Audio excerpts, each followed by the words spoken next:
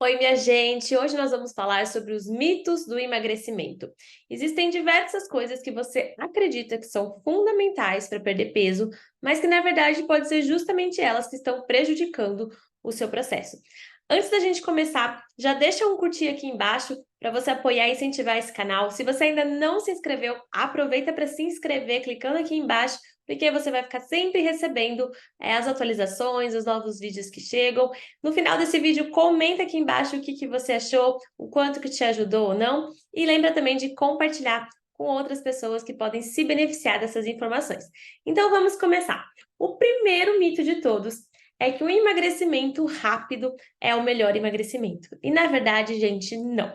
É justamente o contrário. Uma perda de peso que acontece de forma rápida, né? Quando a gente vai lá e faz uma dieta que corta várias coisas de uma vez, emagrece tantos quilos em 2 semanas. Precisa tomar muito cuidado com isso. Primeiro que você pode ter perda de massa muscular, não só de gordura. E perder massa muscular não é uma coisa muito boa, não é o que a gente está procurando quando a gente está falando de um processo de emagrecimento, que a gente está buscando perda de gordura e não perda de massa muscular, tá bom? Um outro ponto que acontece é que isso assusta o seu metabolismo e pode levar a uma redução dele. O que acontece? O teu cérebro ele não consegue entender que você decidiu fazer uma dieta para perder peso. Ele não tem essa informação, né? Você tem essa informação na sua consciência, mas o seu cérebro ali, anos de evolução da espécie, ele foi programado para, se tiver faltando comida, a gente precisa mudar aqui como a gente funciona internamente para poder sobreviver até que a gente encontre comida, até que essa fase de escassez de alimento passe, né? Então, veja, são muitos anos em que a gente precisou, anos, né, modo de falar, foi muito tempo ali na nossa história em que a gente precisou, nossa história como espécie, que a gente precisou desse mecanismo de evolução. E essa oferta abundante de comida que a gente tem hoje, que a gente precisa conscientemente escolher não comer, é muito recente na história da nossa evolução. O nosso cérebro ainda não está adaptado a tudo isso. O mecanismo que prevalece ainda é esse mecanismo lá de trás, que nos possibilitou chegar até aqui. Então, o que acontece? Quando você corta a comida de uma vez só, quando você faz uma dieta extrema de uma vez só, quando você começa a perder peso muito rápido, o teu cérebro entra em alerta. Ele faz um bé, bé, bé dentro da sua cabeça e ele diz, para tudo que tá faltando comida. O que é que a gente vai fazer? Ele manda algumas coordenadas ali, aonde ele, uma das consequências é reduzir o seu metabolismo. O que isso significa? Você passa a gastar menos energia para fazer as suas atividades. Ou seja, se você estava tentando reduzir a alimentação, lembra que é o déficit calórico, né, que ia fazer você emagrecer, mas ele abaixa o seu metabolismo, a perda de peso vai ficando cada vez mais difícil. E essa é a causa também de por que na primeira vez que você tenta perder peso rápido funciona, e aí depois, logo em seguida, você recupera rapidinho, parece até que ganha um pouco a mais muitas vezes, e quando você vai tentar de novo o que deu certo lá atrás, não funciona mais, porque o seu metabolismo foi reduzido. Então, não tente perder peso de forma rápida. A gente não pode ficar assustando o nosso cérebro desse jeito. Uma perda de peso leve, gradual, sustentável, de uma forma que você consiga manter como novos hábitos para sua vida, é a única perda de peso que realmente vai funcionar, tá bom? Outro mito, você precisa cortar todos os carboidratos para emagrecer. Gente, carboidrato é nossa fonte de energia. Carboidrato é fundamental para o nosso funcionamento, dos nossos órgãos, do nosso corpo, do seu cérebro, tá bom? Então, o que você precisa é consumir carboidratos nas formas adequadas e nas quantidades adequadas. Então, se você está em dúvida disso, procure um profissional, um nutricionista, para te orientar de qual é essa quantidade adequada para você. Mas não é sobre cortar carboidratos, a gente precisa dele para ter energia, inclusive para pensar. Então, se você já fez uma dieta onde você tentou cortar ou reduzir muitos carboidratos, você deve ter percebido o quanto que você ficou sem energia, sem motivação, se sentindo para baixo, irritada, tá? Tudo isso porque ele realmente é muito importante, até para regular o nosso humor, tá bom? Pular refeições ajuda a perder peso rapidamente. Não, minha gente. Pular refeições pode causar um desequilíbrio nutricional, tá? Isso só vai piorar se você tiver uma tendência a ter exageros com a comida ou até compulsão alimentar, provavelmente você pode até ter mais, tá? A hora que você pula uma refeição, você fica com fome, e aí na refeição seguinte, isso é fisiológico, gente, não adianta, não é uma questão de você ter autocontrole. É fisiológico. Lembra do mecanismo que eu falei da evolução ali da nossa espécie? Se você ficar com muita fome, na próxima refeição, quando tiver comida disponível na sua frente, o teu cérebro vai te deixar mais impulsiva diante da comida. Você não vai conseguir pensar direito para fazer as suas escolhas sobre o que você vai comer, sobre a quantidade.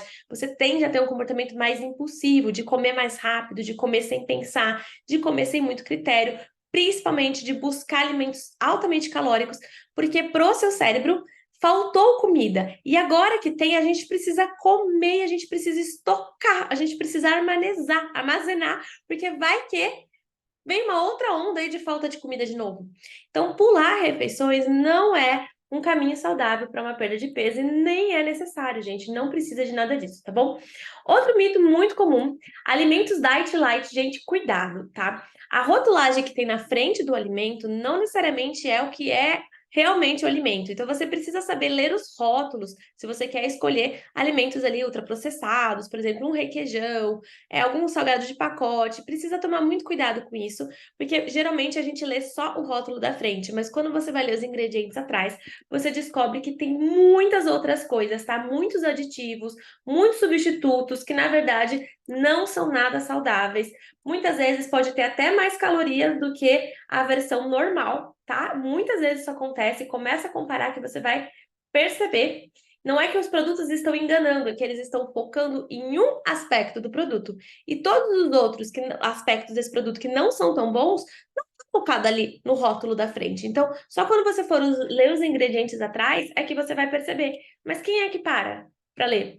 Então, precisa tomar muito cuidado para não ser enganado, porque muitas vezes você pode estar consumindo calorias em excesso com esses produtos, achando que você está acertando, e vai por mim, gente, é muito comum isso, tá? Iogurte, por exemplo, você acha que você está acertando, e na verdade você está consumindo mais calorias, além do que você está consumindo uma série de aditivos que não são saudáveis para o nosso corpo, tá bom? Próximo, exercícios intensos são os únicos que realmente funcionam. Não é verdade, tá bom, gente? Qualquer atividade física moderada é capaz de te auxiliar na perda de peso. O mais importante é que você encontre uma atividade física que você consiga manter. De nada adianta você ir uma vez, fazer uma atividade super intensa e depois ir só 3 semanas depois. Então, é melhor que você encontre uma atividade moderada, mas que você sinta um grau de prazer, ou que te ajude a trazer um senso de dever cumprido que seja, mas que isso aumente a sua motivação para você continuar indo, que você tenha constância do que você tente fazer o exercício X, que é o exercício que eu ouvi falar que é o ideal para perder peso.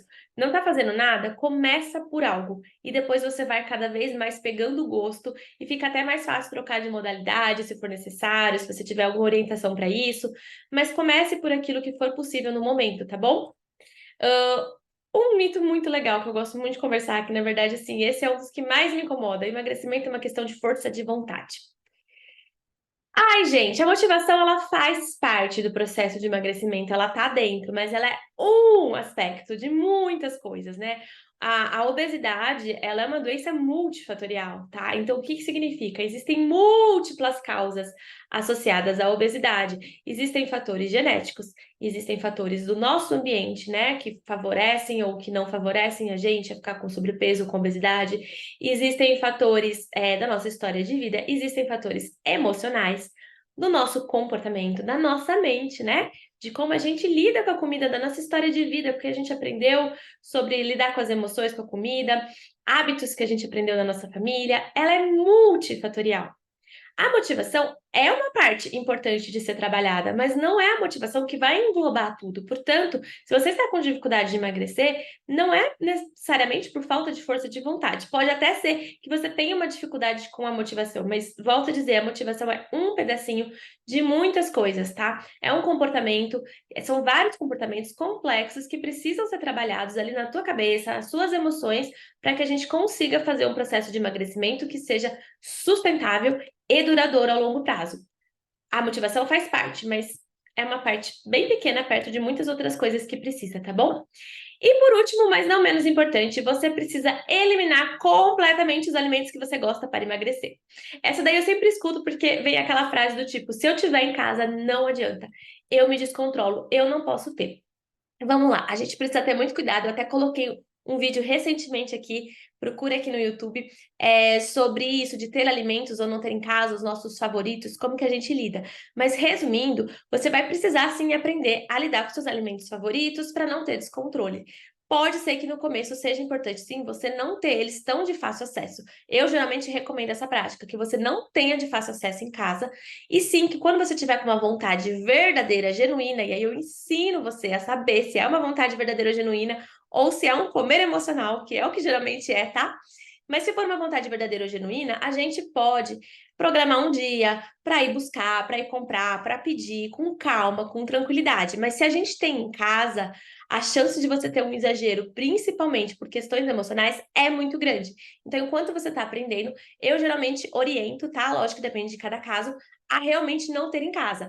Mas não é sobre excluir. Isso é muito diferente sobre cortar, sobre não poder comer. Você precisa ter acesso àquilo que é mais prazeroso para você. Vamos supor que você ama doce. Se a gente passa uma dieta para você onde você não pode mais comer nenhum tipo de doce, nem mesmo para algumas pessoas dá certo doces adaptados, né? Para outras nem isso não vai dar certo, mas assim, a gente tira tudo de você. Qual é a chance de você conseguir seguir isso para o resto da sua vida, né? Eu sempre brinco que a gente tem que seguir a dieta para o resto da vida. Então, não pode ser só uma dieta, tem que ser uma reeducação alimentar ali dos seus hábitos que você consiga manter até você ficar bem velha e idosa. Né? Você vai ficar o resto da sua vida sem comer pizza, por exemplo, se é pizza que você acha que tem que cortar? Você vai ficar o resto da sua vida sem comer um bolo em todos os aniversários que você for? É muito inviável, tá? Não é sustentável. Então, cortar não é a melhor opção, mas aprender a lidar, aprender a se permitir em alguns momentos e como não descontrolar nessas permissões, e para tudo isso existem técnicas e estratégias da psicologia, tá? E também aprender algumas vezes, né? Vai sim dizer não, porque aquilo não vai favorecer ali o seu processo de emagrecimento naquele momento, porque você já, enfim, correspondeu a alguma outra vontade sua naquele dia e aquilo ali vai extrapolar. Depende muito do caso, tá? Depende muito do contexto ali, se você está seguindo um plano alimentar de redução de calorias ou não. Mas, de qualquer forma, você não vai comer tudo que você sente vontade o tempo inteiro. Então, lidar com essa frustração e desenvolver esse autocontrole também é importante. Mas cortar, em algum momento você vai precisar voltar para trás disso. Como eu te disse, você não vai ficar o resto da sua vida sem comer. E aí, quando você voltar para trás, a chance de você começar a se descontrolar, tentar compensar e recuperar o tempo perdido, por medo de depois ter que voltar a fazer uma dieta extrema, assim, gente, é muito grande. Então, a melhor estratégia é aquela em que você aprende a se permitir, mas lógico, não é só se permitir, porque só se permitir, como muita gente fala também, vai te levar a ter muitos exageros. É um se permitir com estratégias e técnicas adequadas para você realmente aprender a não se descontrolar e conseguir equilibrar os impulsos, tá? E comer com prazer.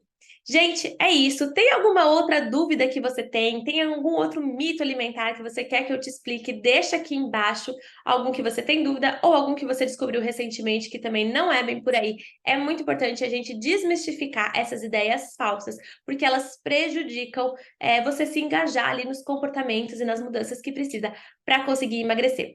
Lembra de deixar o seu curtir aqui e até a próxima!